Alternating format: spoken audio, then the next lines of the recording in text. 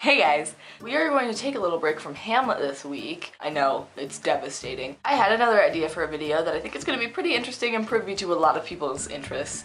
And we will probably get back to Hamlet next week, but I have had a lot of ideas for other stuff rolling in, but don't worry, Scene 3 will be coming soon. Yesterday, I went to my first ever Pride Festival, and it was really great. I live in a pretty small town, so it was like really cozy, and it was just people, like local businesses, like selling their stuff, and a bunch of people hanging out.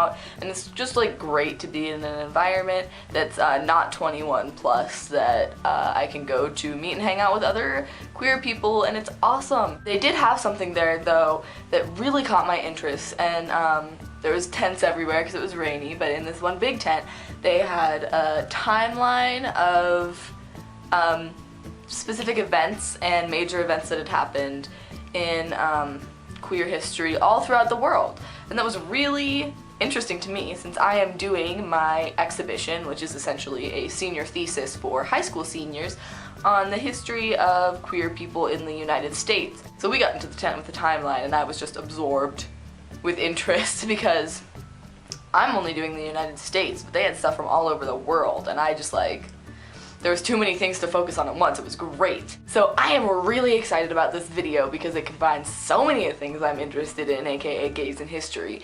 And I am going to tell you 5 facts about queer history from the United States that I have learned throughout the massive gayness that has overtaken my life in the past 5 months. Alright, let's do it. Fact number 1.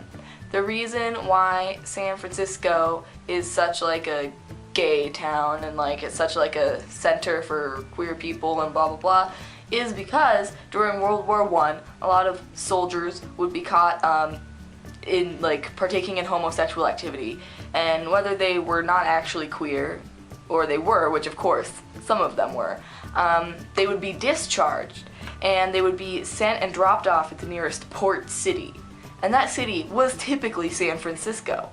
And you know, it's like, why didn't they just go home? Well, this was like the 1910s. They couldn't just go back to their families in Oklahoma or Alabama and be like, listen, I got kicked out of the army for having sex with another man. So they stayed in San Francisco. Then, of course, since everybody knew there were gay people there, more gay people started going there, and then it turned into the beautiful flower that it is today. Fact number 2 is that homosexuality was not removed from diagnostic manuals officially until 1973.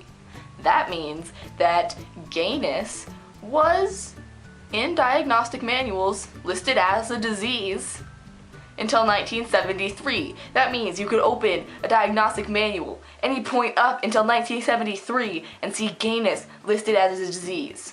1973. I think that's a little bit closer than we realized. 1973. Alright, this one's a little bit cooler. The first gay rights group in the United States was founded in 1924.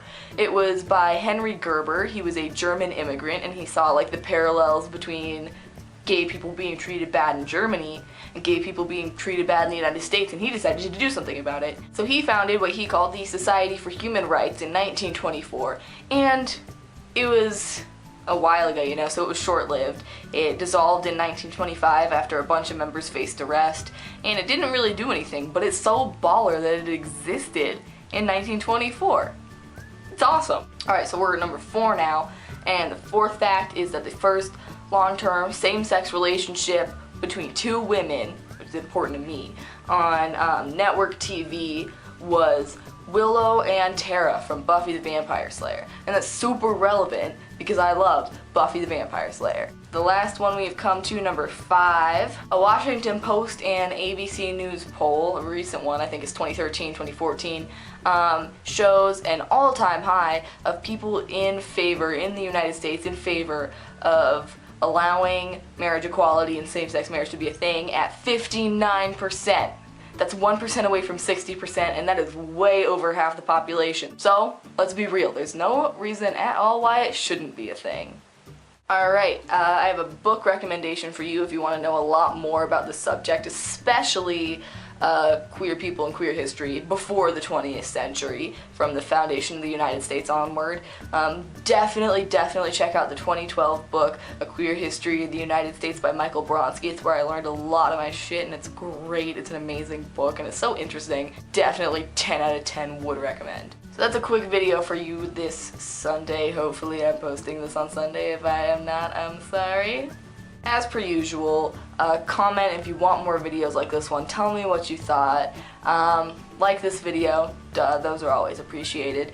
And tell your friends to subscribe, and subscribe yourself, because if you aren't, then why aren't you, man? You clearly like my videos, you're watching them. So I will see you next week, probably with some more Hamlet, maybe with some more social justice, and probably with a lot more gay, because I'm in all these videos.